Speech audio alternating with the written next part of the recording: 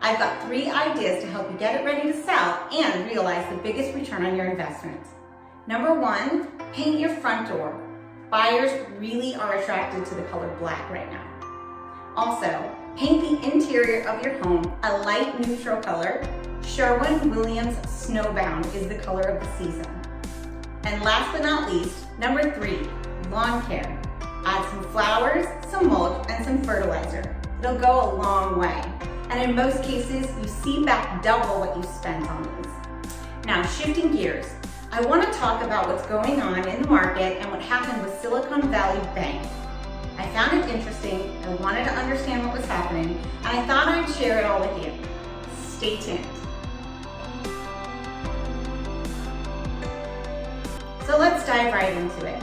Silicon Valley Bank was the 16th largest bank and represented the 2nd largest bank closure in U.S. history. Now most of you already know this, but just as a quick reminder for this discussion, when you deposit your money into a bank, it doesn't just sit there. Banks use it for investments, and then they use that money to loan out to customers. For about every $100 that you deposit into the bank, they're only required to keep about $10 of that on hand for account withdrawals, bank transfers, closures, etc. And the rest of it is being invested and deployed out into the economy to help spur economic activity. Now, businesses take out loans to grow, create jobs, and all of the other things that businesses do. As we all know, over the past year, the Federal Reserve has increased rates very high. Now, they're not the highest that they've been, not by a long shot, but at the speed in which they increase these rates, it's the fastest that we've ever seen. These rate hikes were so rapid that we're now starting to see some problems. Now, when rates go up, lenders have a smaller appetite for lending out money. What was happening was all of these private equity firms were not making money as readily available as they used to. Now, you might ask yourself, what companies are most affected by this? Think startups. And Silicon Valley has a very high concentration of startup companies right now. These lending restrictions impacted these startup companies, and they weren't able to make payroll, hire new employees, pay their bills, and all those sorts of things that businesses need to do. Of course, another way that a startup business can make money is an IPO. They go public, they make a bunch of money by selling their stock. Through the end of 2022, IPO market was really stuck. In fact, it was about half of what we saw in 2018. And 2023 isn't starting off any better. So with no access to funds through loans or IPOs, these startup companies started thinking, well, we've got to have money to make our payroll somehow, so I guess we're just going to go withdraw our money from the bank. Now, I'm sure you all remember that movie, It's a Wonderful Life. We had a classic run-on-the-bank situation when these companies started withdrawing all of their money. And then others started hearing about it, and they started wanting to withdraw all of their money too.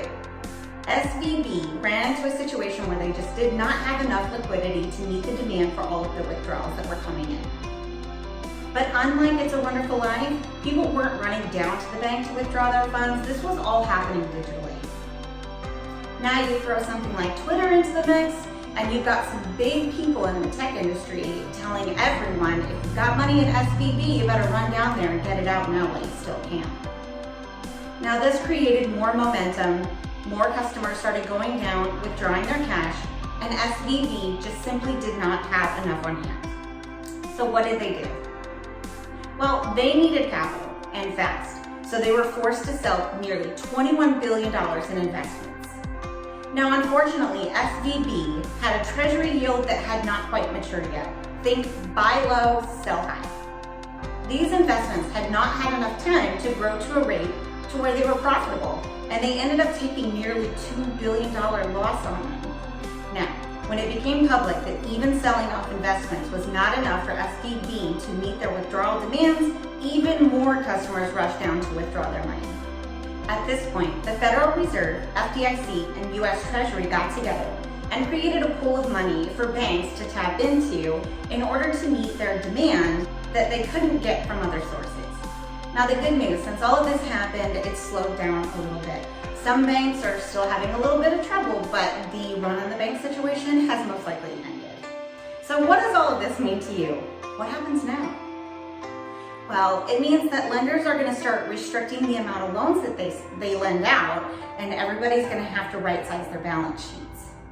So this process that the Fed's have been going through with rapidly raising the rates has done a lot of the dirty inflation work for them.